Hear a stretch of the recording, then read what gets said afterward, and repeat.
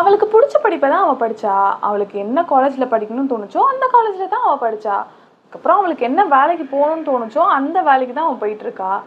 இதையும் தாண்டி பெண் சுதந்திரம் வேணும், ஃப்ரீடம் வேணும்னு கேட்டுக்கிட்டே இருந்தால் வேறு என்ன தான் உங்களுக்கு தேவைன்னு எனக்கு புரியலையே அப்படின்னு சில கூட்டம் இன்னுமே பேசிட்டு தான் இருக்காங்க.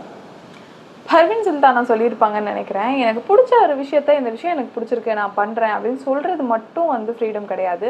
எனக்கு பிடிக்காத விஷயங்களே இது எனக்கு வேண்டாம், இது எனக்கு பிடிக்கலை அப்படின்னு நம்மளால சொல்லக்கூடிய ஒரு ஸ்பேஸ் இருக்கிறது தான் வந்து உண்மையான ஃப்ரீடம் அப்படிங்கிறது.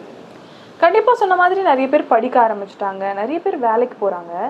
ஆனால் எத்தனை பேர் வீட்டில் நீங்கள் சம்பாதிக்கிற பணத்தை நீங்கள் செலவு பண்ணிவிட்டு நான் இதை பண்ணிட்டேன், இது எனக்கு தோணுச்சு, இது எனக்கு பிடிச்சது, நான் இதை வாங்கிட்டேன் அப்படின்னு வெளிப்படையாக சொல்ல முடியும்? என் வீட்டுக்கு கொடுக்கறதே இருக்கட்டுமே, நீங்கள் திருமணமாகி வேலைக்கு போயிட்டுருக்கீங்க அப்படின்னா உங்களுடைய பிறந்த வீட்டில் இருக்கக்கூடிய அம்மா அப்பாவுக்கு ஒரு குறிப்பிட்ட தொகையை கொடுத்துட்டு நான் கொடுத்துட்டேன் அப்படின்னு உங்களால் சொல்ல முடியுமா? நான் கொடுத்துக்கிட்டுமா, நான் கொடுக்க போகிறேன் அப்படின்னு சொல்கிறது வேற, அவர் எதுவும் சொல்ல மாட்டார் அப்படின்னு சொல்கிறது வேற. பட் அந்த வேலையை செஞ்சு முடிச்சுட்டு நீங்கள் அதுக்கப்புறமா அவங்கக்கிட்ட போய் இன்ஃபார்ம் பண்ண முடியுமா அப்படின்னு கேட்டால் உங்களுக்குள்ளேயும் ஒரு தயக்கம் இருக்கும். அண்ட் அந்த ஸ்பேஸ் வந்து அந்த இடத்துல இருக்காது.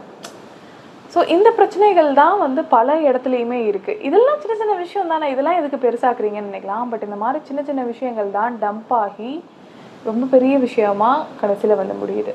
அதாவது டெல்லியில் ஒரு மிகப்பெரிய ஒரு ஸ்கூலில் வேலை பார்க்கக்கூடிய ஒரு ஆசிரியை வந்துட்டு சமைச்சு வச்சிருக்கேன், நீங்கள் போய் சாப்பிட்ருங்க அப்படின்னு சொல்லி மெசேஜ் பண்ணிவிட்டு தற்கொலை பண்ணியிருக்காங்க. அவங்க சொல்லியிருக்கிறது என்ன அப்படின்னா, என் கணவர் என்ன வந்து மேரேஜ் பண்ணிக்கல, நான் செய்கிற வேலையை தான் மேரேஜ் பண்ணியிருக்காரு. அதாவது இவங்களுக்கு வீட்டில் இந்த வேலையெல்லாம் பண்ணியிருக்கணும், நான் வேலைக்கு போயிட்டு வரேன்னா அந்த சம்பாத்திய பணமும் அவங்களுக்கு வேணும், அதை தாண்டி பர்சனலாக எனக்குன்ற சந்தோஷம் இல்லை அப்படின்றத சொல்லிவிட்டு அவங்க தற்கொலை பண்ணியிருக்காங்க. நினச்சி பாருங்களேன், ஒரு இவ்வளோ பெரிய ஸ்கூலில் வந்து வேலை பார்க்குறாங்க அப்படின்னா அவங்க எவ்வளோ படிச்சிருப்பாங்க. ஸோ அவங்க ஈஸியாக வந்துட்டு எனக்கு இந்த மேரேஜ் தேவையில்லை அப்படின்னு சொல்லிட்டு, எனக்கு இதில் வந்து சந்தோஷம் இல்லை அப்படின்னு சொல்லிட்டு தூக்கி போட்டு வெளில வந்திருக்கலாமே. ஆனால் அவங்களால முடிஞ்சுதா? கிடையாது. இதுதான் வந்து பேட்ரியார்க்கல் சொசைட்டி இப்படி தான் வந்து பில்ட் பண்ணி வச்சுருக்கேன் நம்மளை. எதனாலுமே ஒரு செல்ஃப்லெஸ்னஸோடு இருக்கணும் பெண்கள் அப்படின்ற ஒரு ப்ரெஷரை தூக்கி தூக்கி அவங்க மைண்டில் வந்து போட்டு போட்டு அமுக்கி வச்சுருக்கு. அதுக்கு என்னைக்காவது ஒரு நாள் வெடிக்கும்போது இவ்வளோ பெரிய விஷயமா வந்து முடியுது. அது ஒரு உயிரையே வந்து எடுக்கிற அளவுக்கு வந்து தான் முடியுது.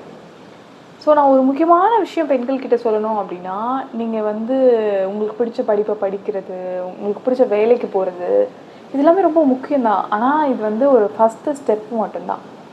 அதை தாண்டி நீங்கள் சம்பாதிக்கிற பணத்தை உங்களுக்கு பிடிச்ச மாதிரி உங்களுக்கு தேவையான விஷயங்களில் நீங்கள் செலவு பண்ணுறது அப்படின்னு ஒரு விஷயம் இருக்குது.